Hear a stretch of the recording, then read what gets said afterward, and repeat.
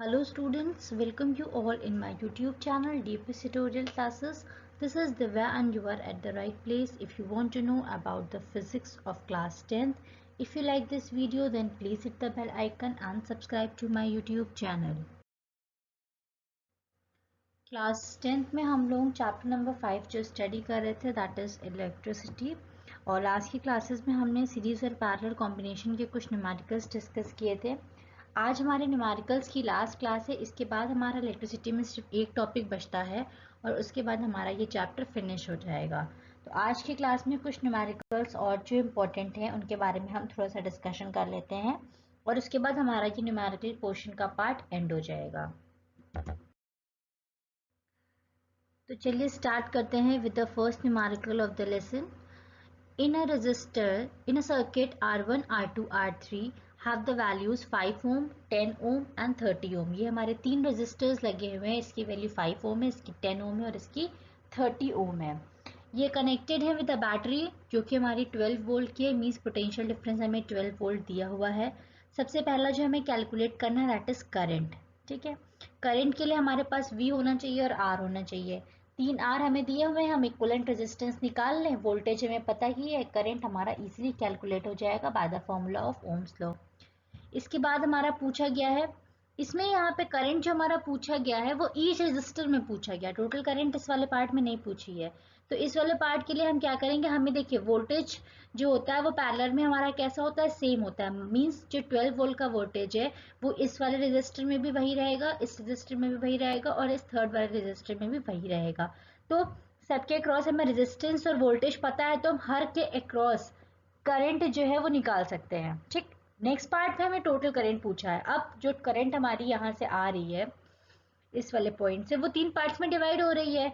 हमें अब तीनों के ही करंट पता चल गया है। जब हमें तीनों का करंट पता चल गया है तो हम अगर तीनों को सम अप कर देंगे, ऐड कर देंगे तो हमें टोटल करंट पता चल जाएगी कि सर्किट में कितनी करंट फ्लो कर रही है। सेकेंड पार्ट भी हमारा हो जाएगा। इन तीनों को हम ऐड अप कर लेंगे तो तीनों की पर्टिकुलर करंट होगी। लास्ट पार्ट जो हमारा है, हमें सर्किट का इक्विवेलेंट रेजिस्टेंस निकालना है। तो पैरेलल कॉम्बिनेशन है जैसा कि आप सब देख ही रहे हैं और इसके बाद हम क्या करेंगे, पैरेलल कॉम्बिनेशन का फॉर्मूला लगा देंगे और हमारा रेजिस्टेंस इक्विवेलेंट जो रेजिस्टेंस है वो हमारा निकल आएगा। चलिए सबसे पहले हम पहला पार्ट सॉल्व करते हैं, करंट थ्रू ईच रेजिस्टर। अब हर रेजिस्टर को हमने लिख लिया है, वोल्टेज जो दिया है हमने वो लिख लिया है। V is equal to I R का फॉर्मूला होता है, यहाँ से I का जो फॉर्मूला हो जाएगा वो हमारा क्या हो जाएगा, V अपॉन आर। अब V अपॉन आर है तो सबसे पहले हम 5 ओम के अक्रॉस करंट निकालेंगे। तो V अपॉन आर में V हमारा 12 हो जाएगा, R1 जो हो जाएगा वो हमारा 5 ओम हो जाएगा। जब हम इसे डिवाइड करेंगे तो ये हमारा 2.4 एम्पियर निकल के आएगा। ये हमारा 5 ओम के अक्रॉस करंट हो गया। नेक्स्ट जो हमारा है वो हमारा 10 ओम के अक्रॉस है। तो यहाँ पे ये हमारा 12 अपॉन 10 हो जाएगा जो कि हमारा 1.2 एम्पियर हो जाएगा।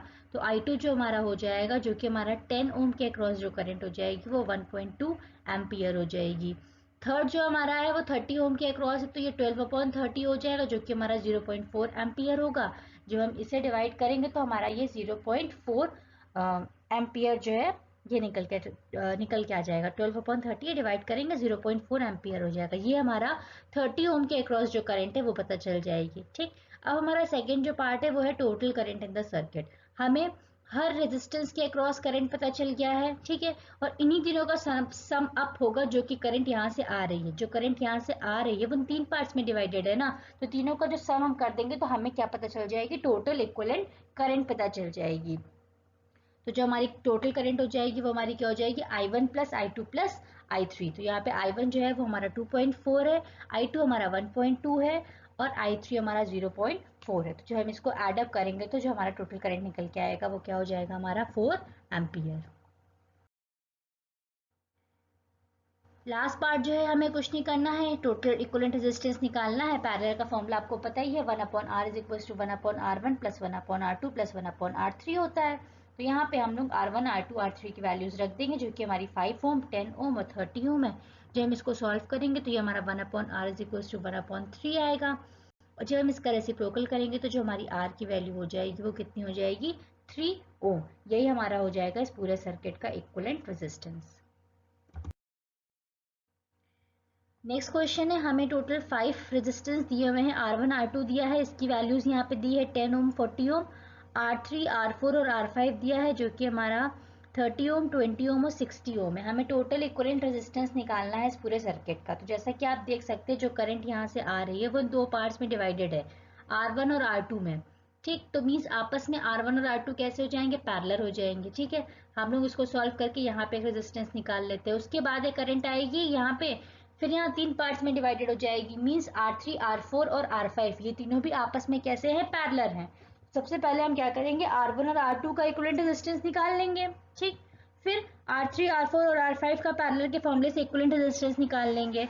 अब ये दोनों जो आपस में हमारे कनेक्टेड हैं, जो यहाँ का इक्विवेलेंट रेजिस्टेंस निकल के आएगा और यहाँ का जो इक्विवेलेंट रेजिस्टेंस निकल के आएगा, वो दोनों कैसे कॉम्बिनेशन हो जाएंगे, सीरीज कॉम्बिनेशन हो जाएंगे। तो इस तरीके से हमारा R इक्विवेलेंट निकल आएगा। अब R इक्विवेलेंट हमें पता चल गया है पूरे सर्किट का। बैटरी जितनी लगी हुई है हमारी 12 वोल्ट की है, तो हमें पोटेंशियल डिफरेंस पता ही है, तो हमें final total current V is equals to IR के फॉर्मूले से इजीली मिल जाएगा। सबसे पहले हम निकालते हैं इक्विवेलेंट करंट। अब जो हमारा R1 और R2 का इक्विवेलेंट करंट होगा उसे हम R सब नीचे ये M लगा हुआ है, RM से सपोज करेंगे। तो यहाँ पे फॉर्मूला हो जाएगा 1/R1 प्लस 1/R2, जो कि हमारा 1/10 प्लस 1/40 हो जाएगा, जो कि हमारा 1/8 हो जाएगा। तो RM जो निकलेगा हमारा R1 और R2 का जो इक्विवेलेंट रेजिस्टेंस होगा वो हमारा कितना हो जाएगा, 8 ओम। इसके बाद हम लोग R3, R4 और R5 का निकालेंगे। तो ये हमारा इसका जो इक्विवेलेंट रेजिस्टेंस होगा उसको हमने Rn से सपोज किया है, तो 1/Rn जो हो जाएगा वो 1/R3 plus 1/R4 plus 1/R5 हो जाएगा।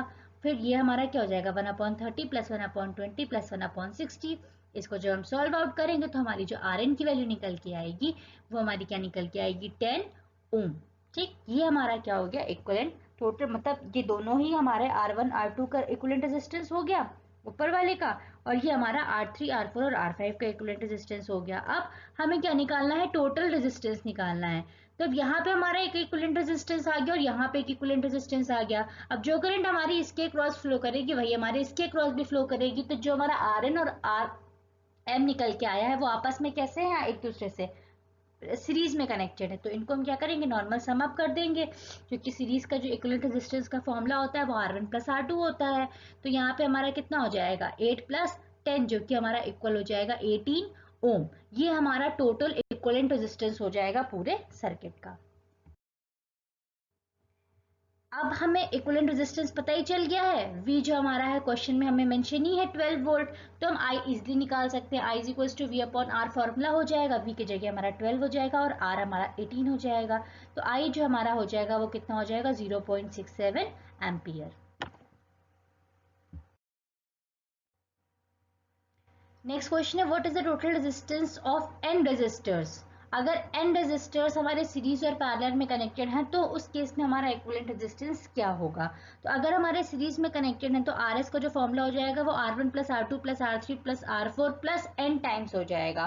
तो जो हमारा RS का फॉर्मूला हो जाएगा वो क्या हो जाएगा, NR हो जाएगा। ये हमारा सीरीज में हो जाएगा और पैरेलल में हमारा अपॉन में चला जाएगा।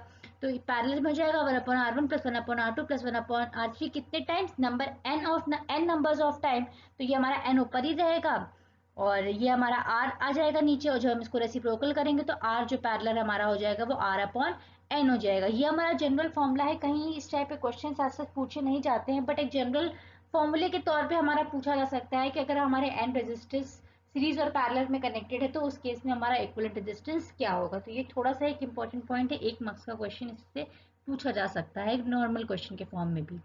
नेक्स्ट हमारा है, तीन रेजिस्टेंस हमारे हैं, जो कि हमारे तीन रेजिस्टर्स हैं, 3 ओम, 4 ओम एंड 12 ओम। ये हमारे आपस में पैरेलल में कनेक्टेड है, तो हमें इनका इक्विवेलेंट रेजिस्टेंस कैलकुलेट करना है। तो सिंपल है, इक्विवेलेंट रेजिस्टेंस हमारा 1/Rp is equal to 1/R1 plus 1/R2 plus 1/R3 हो जाएगा। 1/R1 हमारा 1/3 है, 1/R2 हमारा 1/4 है, 1/R3 हमारा 1/12 है। इसको जब हम सॉल्व आउट करेंगे तो यहाँ से जो R पैरेलल निकल के आएगा वो हमारा क्या हो जाएगा, 1.5 ओम।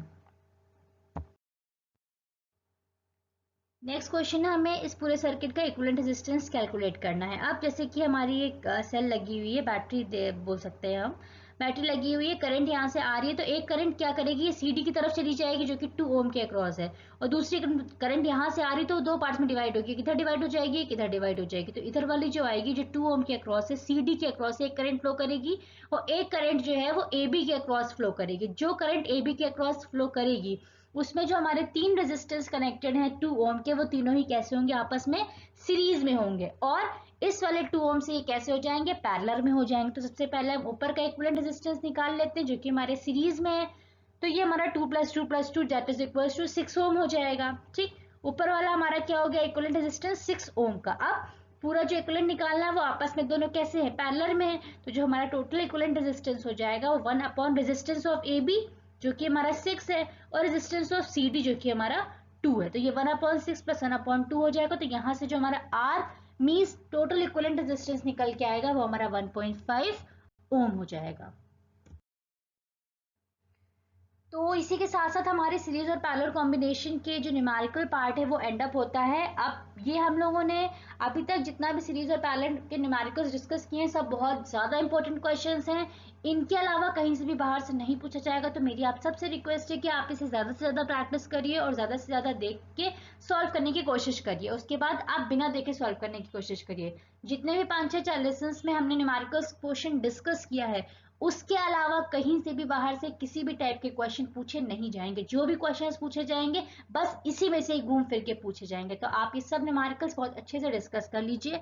और न्यूमेरिकल डिस्कस करने के बाद एक जनरल शॉर्ट सा सीरीज और पैरेलल में डिफरेंस दिया हुआ है, पूछा नहीं जाता है बट आपको पता होना चाहिए, बहुत इंपॉर्टेंट डिफरेंस है। तो एक बार इसको देख लेते हैं। वैसे कि सब बच्चों को ये पता होगा क्योंकि हम लोगों ने जितना भी अभी तक डिस्कशन किया है वो सब उसके अकॉर्डिंग हमारा सीरीज और पैरेलल पूरी तरीके से क्लियर हो गया है। पर एक छोटा सा ओवरव्यू हम देख लेते हैं। इसमें रेजिस्टेंस जो होता है वो हमारा एंड टू एंड कनेक्टेड होता है, और इसमें हमारा पैरेलल में पैरेलल कनेक्टेड होता है। इस वाले में सीरीज में हमारा जो करंट होता है वो सारे ही रेजिस्टेंस के अक्रॉस सेम होता है। पैरेलल में क्या होता है, करंट हमारी क्या हो जाती है, डिवाइड हो जाती है। इसी का जस्ट अपोजिट होता है, पोटेंशियल डिफरेंस जो होता है वो हमारा सीरीज में डिवाइड हो जाता है, पर पोटेंशियल डिफरेंस पैरेलल में हमारा हर जगह सेम रहता है। सीरीज में टोटल रेजिस्टेंस जो होता है वो एड अप हो जाता है, इसलिए इसका टोटल रेजिस्टेंस क्या होता है, हाई होता है। पैरेलल में क्या होता है, रेसिप्रोकल हो जाता है, इसलिए ये डिवाइड में हो जाता है। इस वजह से यहाँ पे जो टोटल रेजिस्टेंस होता है वो हमारा कम होता है। सीरीज में चांस ऑफ शॉर्ट सर्किट बहुत ज्यादा हाई रहते हैं in comparison to that of parallel. इसमें चांस ऑफ शॉर्ट सर्किट बहुत कम रहते हैं। जो फेयरी टेल वाली लाइट्स होती हैं, दिवाली की जो लाइट्स वगैरह होती हैं, उनमें जो कनेक्शन होता है वो हमारा सीरीज होता है। अगर एक बल्ब हमारा फ्यूज हुआ तो बाकी हमारे सारे जितने भी हमारे बल्ब लगे होते हैं उसमें वो सारे फ्यूज आउट कर जाते हैं। पर जो हमारे डोमेस्टिक सर्किट मीन्स जो हमारे घरों में कनेक्शन होता है वो हमारा सीरीज नहीं होता, क्योंकि अगर सीरीज कनेक्शन हो तो हमारा अगर एक अप्लायंस फ्यूज होता है तो हमारे घर के सारे ही अप्लायंसेस बंद हो जाएंगे। इसलिए घर में हमारा कैसा होता है, पैरेलल कनेक्शन होता है, जिससे अगर एक अप्लायंस में कोई फॉल्ट आती है वो बंद पड़ता है तो बाकी सब कोई भी इफेक्ट नहीं होंगे उस वजह से। तो ये हमारा हो गया सीरीज और पैरेलल में डिफरेंस। तो फिलहाल आज की क्लास में बस इतना ही था। होप सो सारे न्यूमेरिकल्स आपको अच्छे से क्लियर हो गए होंगे, और आप लोग नेक्स्ट क्लास में हम लोग एक छोटा सा इसमें एक टॉपिक बचा हुआ है बस उसको डिस्कस करेंगे। उसके साथ साथ हमारा इलेक्ट्रिसिटी चैप्टर खत्म हो जाएगा। मेरी आपसे रिक्वेस्ट है ज़्यादा से ज़्यादा न्यूमेरिकल प्रैक्टिस करिए, क्योंकि 4 मार्क्स डेफिनेट पक्के हैं आपके इन न्यूमेरिकल्स में। एक क्वेश्चन ज़रूर इन्हीं में से किसी न किसी टाइप का ज़रूर आपसे पूछा जाएगा। तो सब लोग अच्छे से इसको प्रैक्टिस करिए। अगर कोई किसी बच्चे को भी कोई भी डाउट होता है तो आप कमेंट सेक्शन में अपने डाउट्स लिखकर उस पर्टिकुलर वीडियो के कमेंट सेक्शन में जाके अपने डाउट्स लिखकर अपने डाउट्स क्लियर आउट करा सकते हैं। Thank you for watching this video and keep supporting.